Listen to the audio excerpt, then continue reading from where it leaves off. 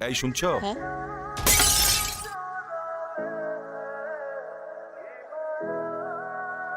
ছবিটা ভাঙলেন কেন আপনি? আমি ইচ্ছে করে তো ভাঙি নাই, হাত থেকে পড়ে গেছে।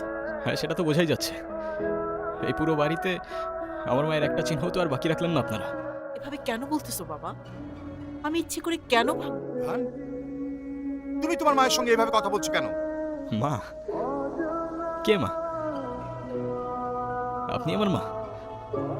ওনাকে বলে দিন যারে তারে এনে আমার মায়ের জায়গায় বসাই দিলেই সে আমার মা হয়ে যাবে।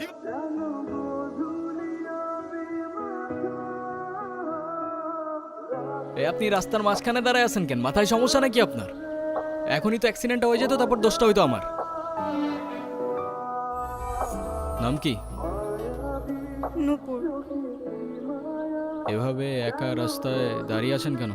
কোনো সমস্যা? আচ্ছা, আপনি কোন দিকে যাচ্ছেন?